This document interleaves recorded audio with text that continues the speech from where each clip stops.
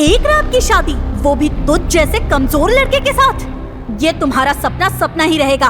और हाँ, एक बात ध्यान से सुन लेना तुम कमजोर ध्रुव, तुम्हारा आज का मुकाबला इतना आसान नहीं होगा। तुम्हें खुद को साबित करने के लिए मुंह से आग निकालने वाले भयानक नाग से लड़ना होगा। 1000 किलो के आग के गोले को हवा में दूर फेंकना होगा, फिर 10 सर वाले हाथी को जमीन पर रौंदना है। और तुम्हारी कमजोरी को सारा मैसेडोनिया जानता है। तो जाओ, जाकर पहले ये मुकाबला जीत लेना और फिर एक रात की शादी का सपना देखना। और कहीं हार गए तो मैं तुम्हारे साथ वो करूंगी जो देखकर तुम्हारी रूह कांप जाएगी। मुंह से आग उगलने वाले भयानक नाग से मुकाबला कर पाएगा ध्रुव? 1000 किलो के आग से तपते गोले को हवा में उड़ा पाएगा ध्रुव? भरे समाज में अपने पिता की इज्जत मिट्टी में मिलने से बचा पाएगा ध्रुव? अपनी सबसे खूबसूरत और शक्तिशाली बीवी को किसी और की बीवी होने से रोक पाएगा ध्रुव? जिस मैसेडोनिया ने ध्रुव को कमजोर कहकर ठुकराया, उनके सामने इस शक्ति स्थान पर अपनी मर्दानगी साबित कर पाएगा ध्रुव? मैं तुम्हारे साथ सिर्फ एक की शादी करूंगा और शादी के दूसरे ही दिन। ज़बान संभाल कर ध्रुव, जानते नहीं तुम किससे बात कर रहे हो?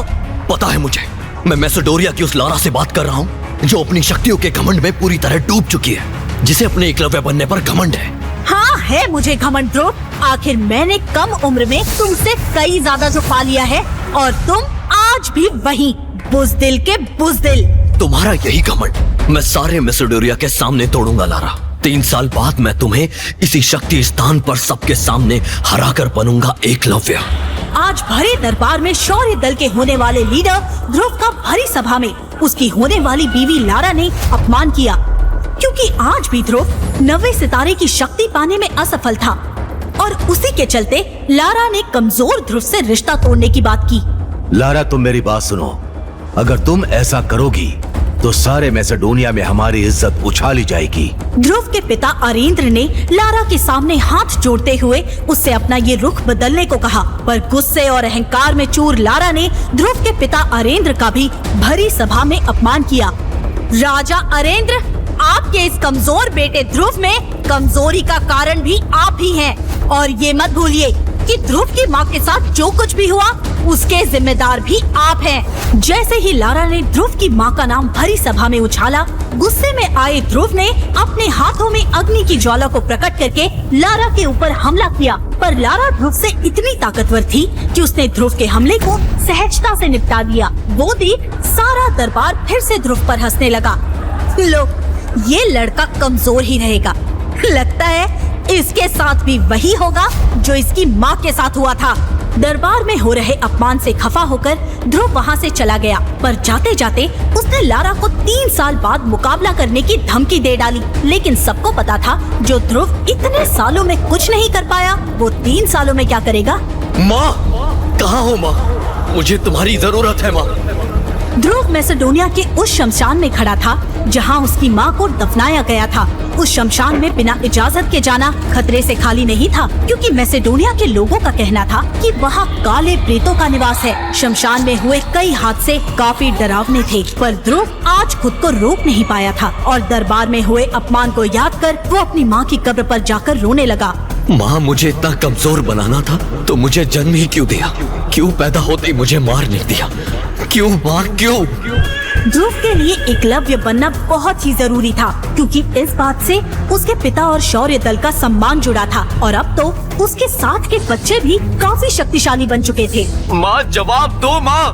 ध्रुव जैसे जैसे अपनी माँ को पुकारता गया, वैसे वैसे उसकी उंगलियों में पहनी अंगूठी ने अपना रंग बदलना शुरू कर दिया। वो अंगूठी ध्रुव की माँ की आखिरी निशानी थी। इतना ही नहीं, अब शमशान का माहौल भी बदलने लग गया था। बिजलियों ने अपना रौद्र रूप धारण कर लिया था। ध्रुव की माँ की कब्र से धुआं निकलने लगा था। कई कब्रों से हंसने की आवाजें भी आने लगी थी, मानो वो ध्रुव को कमजोर कहकर पुकार रही हो। शमशान का माहौल देख ध्रुव की सांसें तेज होने लगी और तभी उसका ध्यान अपनी अंगूठी पर गया और जैसे ही ध्रुव ने अंगूठी को छुआ, वैसे ही शमशान में बने बरगद के पेड़ पर एक आत्मा हवा में उड़ती हुई दिखी। वो आत्मा एक बूढ़े इंसान की थी। लाल नीली आंखें, लंबे बाल, सफेद कफन जैसे कपड़े। ध्रुव सामने का नजारा देख पूरी तरह डर गया। मेरे नजदीक मत आना, मैं तुम्हें मार दूंगा। ध्रुव ने डर के मारे कई शक्तियों का हमला उस आत्मा पर किया, पर सब हमले कमजोर पड़ गए। आखिरकार वो आत्मा ध्रुव के नजदीक आकर खड़ी हो गई और उसने ध्रुव को हवा में उड़ा दिया। छोड़ो मुझे, मैं कहता हूँ छोड़ो। ध्रुव चिल्लाता रहा और वो आत्मा हंसती रही। तभी ध्रुव की नजर उस आत्मा के गले में लटके तावीज पर गई। ये तावीज तो सबसे शक्तिशाली योद्धा की निशानी है, ये तुम्हारे पास कैसे आई? उस आत्मा ने हंसते हुए ध्रुव से कहा, ये तावीज तुम्हारी माँ की वजह से ही मेरे पास आया। क्या तुम मेरी माँ को जानते थे? क्या हुआ था उनके साथ, मुझे बताओ। माँ का नाम सुनते ही ध्रुव शांत हो गया। तभी उस आत्मा ने अपना परिचय देते हुए कहा, मेरा नाम विदुर है और मैं कई वर्षों से तुम्हारी इस अंगूठी में रह रहा था और तुम्हारी माँ के मृत्यु का कारण मैं जानता हूँ और ये भी जानता हूँ कि तुम्हें एकलव्य बनकर तुम्हारी होने वाली बीवी लारा के साथ मुकाबला करना है। अगर तुम चाहो तो मैं तुम्हें दुनिया का सबसे शक्तिशाली योद्धा बना सकता हूँ। ये बात सुनते ही ध्रुव ने बिना देरी किए विदुर को हाँ कह दिया। पर उसके लिए तुम्हें मेरी 3 शर्तों का पालन करना होगा। ध्रुव ने फिर से बिना देरी किए विदुर को वादा कर दिया। विदुर ने मन ही मन में हंसते हुए ध्रुव के पास जाते हुए कहा, मेरी पहली शर्त है कि तुम किसी भी लड़की के साथ कोई भी संबंध नहीं बनाओगे। मंजूर है। दूसरी शर्त, तुम मुझे करिश्माई शरबत और अमृत धारा की नीलामी में अपने साथ लेकर जाओगे। मंजूर है। ध्रुव ने विदुर की दोनों शर्तों को एक झटके में मान लिया और अब वो तीसरी शर्त सुनने के लिए बेताब था। बताओ मुझे, तुम्हारी तीसरी शर्त क्या है? तीसरी शर्त बताने से पहले विदुर ने ध्रुव को उसकी माँ का लिखा हुआ आखिरी खत पकड़ाया। जैसे ही ध्रुव ने अपनी माँ का लिखा हुआ वो खत पढ़ा, ध्रुव के पैरों तले जमीन खिसक गई। उसके पैर डगमगाने लगे और तभी विदुर ने ध्रुव से अपनी तीसरी शर्त कही। तीसरी शर्त ये है कि तुम्हारी माँ की मृत्यु। जैसे ही ध्रुव ने तीसरी शर्त सुनी, ध्रुव चिल्लाते हुए वहीं बेहोश हो गया और जब उसकी आँख खुली तब आखिर क्या थी विदुर की तीसरी शर्त? कैसे हुई थी ध्रुव के माँ की मौत? क्या है विदुर का सच? क्या सच में विदुर बना पाएगा ध्रुव को मैसेडोनिया का एकलव्य? क्या ध्रुव ले पाएगा अपने पिता और अपने अपमान का बदला? आखिर क्यों करना चाहता है ध्रुव लारा से एक रात की शादी? आगे की कहानी जानने के लिए देखें अगला एपिसोड सिर्फ पॉकेट एफएम के यूट्यूब चैनल पर और सुपर योद्धा के सारे एपिसोड्स को सुनने के लिए डिस्क्रिप्शन में दी लिंक से डाउनलोड करें पॉकेट एफएम ऐप।